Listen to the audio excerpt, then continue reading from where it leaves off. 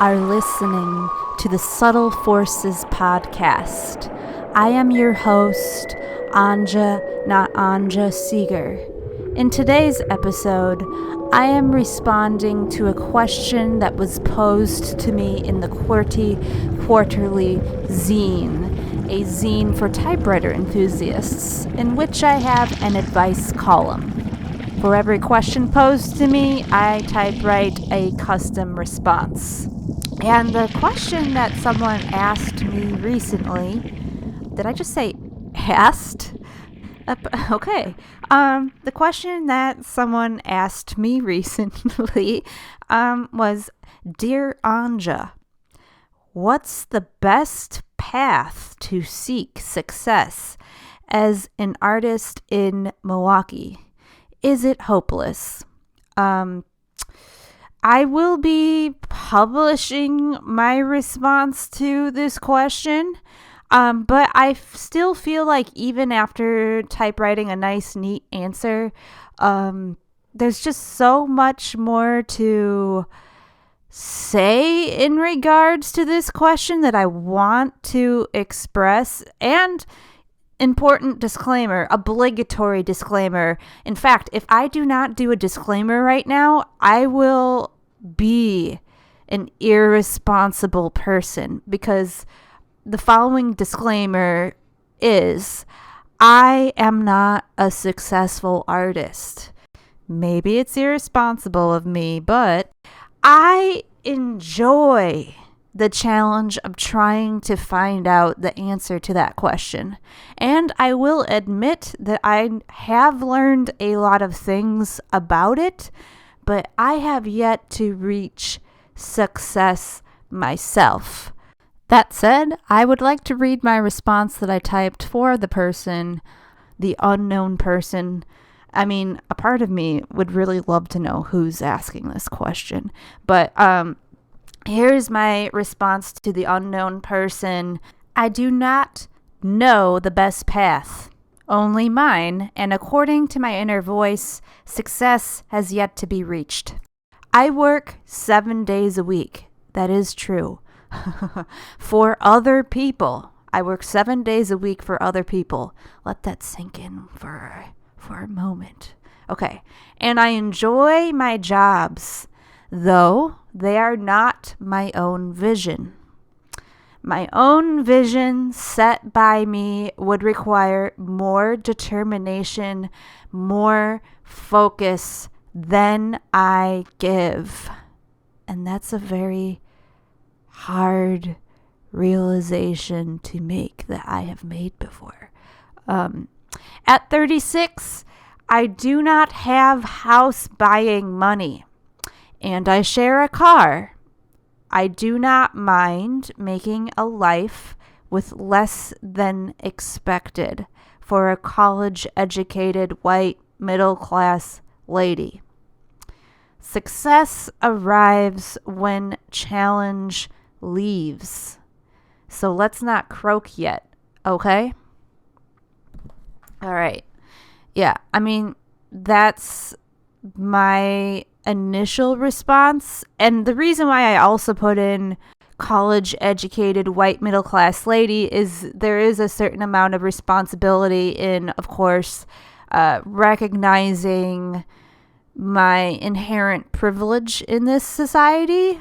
But I still feel like no matter what background you come from, if you are determined and a keen business person and a social butterfly, those are the three things which I do think are necessary for success. Having a plan for your business so that it can succeed, being determined to enforce it, and being a social butterfly to spread it. Are there other models for being an artist? Endless. I'm just going off the one that I felt was most flung at me when I was a young, blooming artist. No matter what kind of art career you have, maybe you're an academic, maybe you're a person with day jobs, get used to failure. If you're going to stick with being an artist, no matter what form it takes, you have to have endurance to survive. One of my friends sets a goal each year. Like, this year, I want to get 100 rejection letters. And then each one of those rejection letters turns into a game. And you will notice that neither being a social butterfly, being an enduring, determined business person, none of these things actually have to do with your art. So take note of that, young artists. It is something that requires more than just being discovered. What is success for you? Because that is a very vague statement. Conventional success in American culture is typically famous. I would argue fame is more important than money, although money is also just as desirable for practical reasons. How can you make art and be able to survive if you don't have some money? But I would say the American idea of success is generally fame. And, maybe that's why you are asking me this question, because that is like the one area that I may have almost mastered, which is getting press, getting attention for what I do. And this has just always been the case with me, because there's two types of news. Hard-hitting news, which is all about like politics in your area or the world, and it's all very important stuff. But then there's filler news. And within filler news is this category called news of the weird. And people love news of the weird. News of the weird exists solely to put a smile on your face or make you go, huh. I have always gathered journalists to myself, whether it was intentional or not, just by being a person who does weird stuff. Even when I was 19 years old and an art student, it was a sub-zero day and windy. I remember I had to walk to school and it was just so cold. I wanted something extra on my face to cut the chill. So I grabbed what I had as a poor art student. I had a Groucho Marx pair of glasses with a little plastic nose covering, fake eyebrows, fake mustache, and I knew that would just give my face a little extra covering because I already had a scarf. I had that on, but I wanted something extra for my face. So I was walking to school, and all of a sudden this guy with the telephoto lens starts climbing trees and aiming his camera at me, and then I'm just like, that's weird, but he keeps following me around on the way to school, and then he comes up to me and is like, what's your first name and your last name? And I gave it to him, and he said, check the Kansas City Star tomorrow. And sure enough, I was on the cover of the local section, and it's been that way ever since. Local publications, digital, the paper, the front page of the journal, radio, morning TV, national news, Associated Press, been on the radio, to the best of our knowledge, you name it. Sometimes it's because I've written press releases, which you should learn how to do as an artist. But quite often, it's just from me being a person who's doing something weird and people pick up on it. Like one time I dumped a bunch of artworks I was getting rid of that I didn't think were that remarkable, and I just stuffed them in a little free library because I was like, oh, maybe someone will enjoy them. They're just taking up room in my studio. Next thing you know, someone on Reddit was like, does anyone know who stuffed this little free library full of these handmade booklets? And then someone figured it out and named me. And next thing you know, morning news on TV was interviewing me, and it just seemed preposterous to me because I was just cleaning out my studio. I just have a way of attracting press. You might think that that is success, but I assure you that it isn't, because as many times as I have been in the media over the years, I have not been able to make a financial go of it as an artist from that alone. And being in the media is nice and people love you and it feels really good. But that said, it is not a career. So far, just from what's happened, I've never been able to be like, oh yeah, my business is taking off. I make all my money from my art now, and I can buy a house, and I can go on vacation, and I can afford a $2,000 massage chair. No, that has not happened to me. Could it? Sure. If I worked harder, if I was a PR machine and I made it my full-time obsession to appear in national news, international news of the weird, and that would also require a full-time obsession with social media, and social media kind of makes me ill, at least it has so far. That said, you're asking what's the best path for success as an artist in Milwaukee, and I think the greater question is what's the best path for success in the world, because as long as you have Wi-Fi, you can live anywhere and be successful if you build yourself an audience.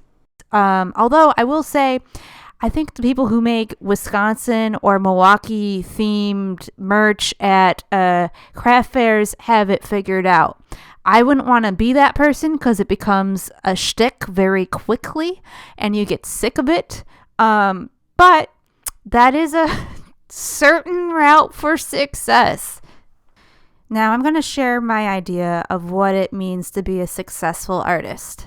For me personally, it is being able to be in your studio doing whatever you feel like doing every day, and just doing it without any fear of how am I going to pay the bills. Just luxuriating in that soul healing studio time without any other concerns.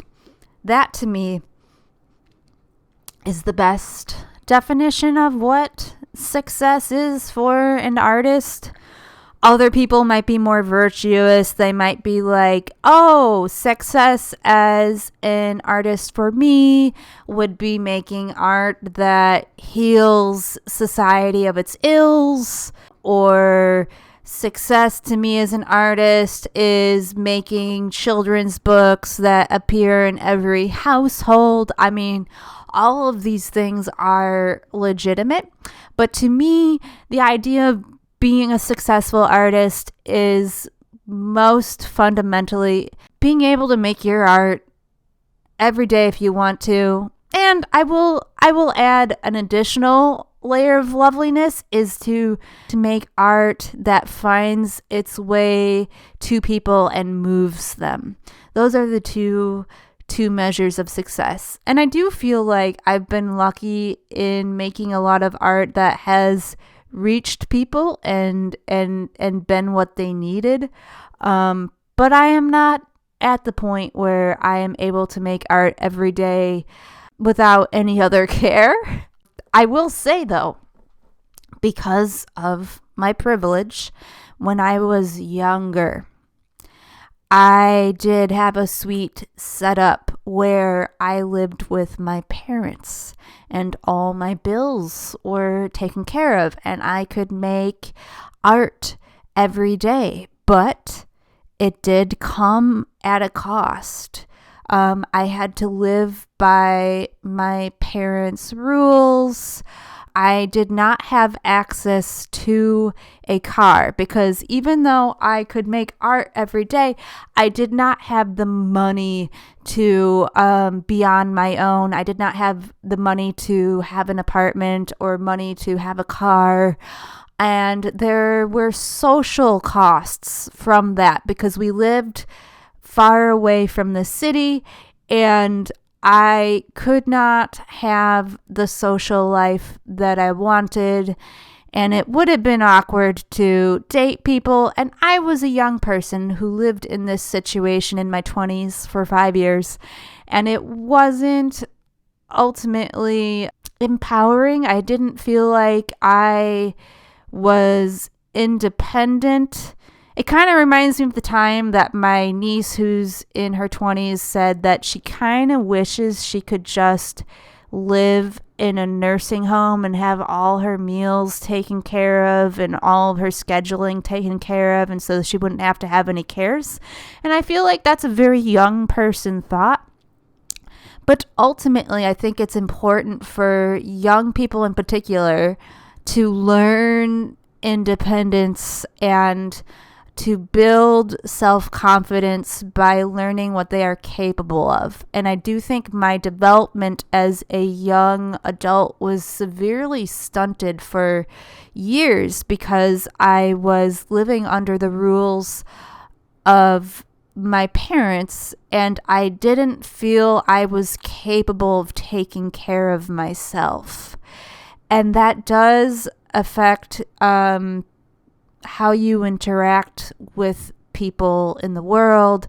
I only allowed myself to have contact with other like-minded people and artists, and that's not good for developing personal growth, let alone culture. And I didn't feel like I was capable of a lot of normal adult things. And that is a topic for another time, I'm realizing, but it does play into your art because I feel like my art career at that age could only go so far because I didn't have a car, I couldn't take myself places, and some of these things, especially if you are living in the Midwest, you just kind of have to be able to cart and haul a lot of gear around. You have to be able to go out there and meet people. You have to be able to do these things and be independent and to believe that you even can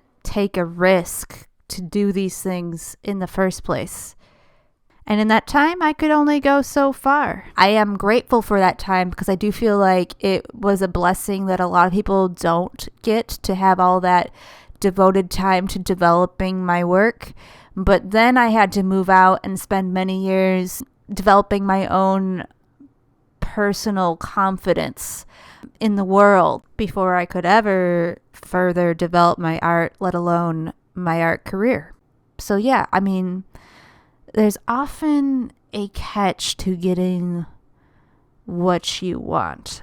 But another thing that you might be doing, which I'm sure you are, is comparing yourself because there is no set path to being an artist of any kind, let alone a successful artist. And what you define as art and what you define as a successful life is so unique to each person. But all you can do is look to others. And since you are asking specifically how you do it in Milwaukee, there are benefits to being an artist in Milwaukee. One, the cost of living here is so much less expensive compared to most of the country. You can find a relatively inexpensive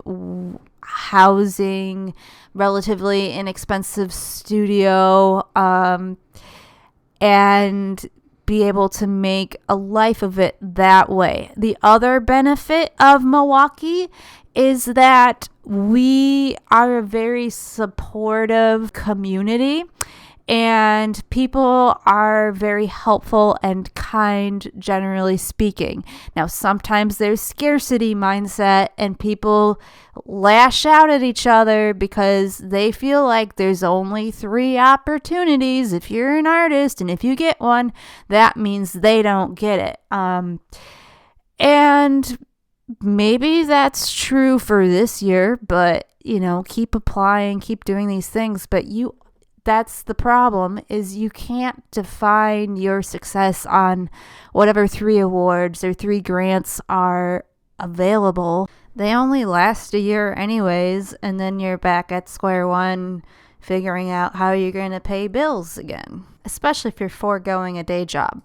You have to be wily. You have to be someone who is a business person. So you have to find ways to make opportunities. Otherwise, you might find value in working for someone else, or doing a couple of part-time jobs or a full-time job. But I do think there is still some value of looking at other artists who you admire and looking at what they're doing right and how you can make your own version of that for you, that reflects you and your practice. I will say that there are costs of success, though, and some costs of success that I have seen are developing a shtick. A shtick is usually a income stream, whether it's your main income stream or a side income stream that people are into and you can always deliver, and it's usually the same product. I've felt this before. I kind of for years have been doing poetry on the spot from a typewriter, and I resent it when people think that is the only thing I do or am capable of. And even when I'm doing it, it can feel a little tiring when I write hundreds and hundreds and hundreds of letters from people's dogs. And I do treat each dog as an individual with a personality, and I do enjoy it. But it can start feeling like this is a trick. This is a thing I only do. And so that's why I don't do it as often as I did, say, 10 years ago, because I start to resent it. And I will even resent the person who's asking for it on the wrong day, even though I set myself up for them to get that product from me. There's just such a market for anything pet related in the art field, I will say in general, and that can become a shtick because you are capable of more than painting Rover. And it's what people want, but is it what you want? You can feel yourself stymied conceptually if you are always thinking about what people want to buy or what people will like on social media. It kind of flattens your conceptual world, I think. And then, if you are someone who's making your full career off of being a business person, then you often run out of having a backup plan. You put all your eggs in one basket and you can never rest, because anytime you try and relax, you start to panic that you are not making use of your time, and your whole business, which is so fragile, might crumble at any time. And if you are not constantly fiddling or working on a project or scheming, you will be sunk. So you never really get to relax when you are a business person. And I see that a lot with my friends who are business artists, and I've felt that myself when I was attempting to be a business artist. And, you might have a piece in every home in Milwaukee, and you might still be poor if you aren't a smart business person. You might also be a terrible conversationalist because you have no life outside of your art. And your conversation might be too focused on your career when you talk to people because it's all consuming. And it might not make you a hit at parties. Yeah, it's best, I think, if artists get breaks, if artists get to stop making work and stare out the window, if they can go on vacation and study other artists, if they can go to museums and read fat novels and not be on social media and be thinking of things that other people don't think about a lot. I think the more time you spend on social media, the more your thoughts become like everyone else's. And I don't think that that is healthy for culture. Both your own culture that you live in as a society and your internal microbiome culture in your mind that is what influences you to make art in the first place. So things you can do to enhance culture, both external and internally, and also your success as an artist, because I believe success as an artist is also enhancing culture. Go to stuff, be social, read books, go for walks, have one-on-one conversations with people you admire. Don't be one of those artists with a constant snarl on your face that cuts others down. You won't get far, especially in Milwaukee.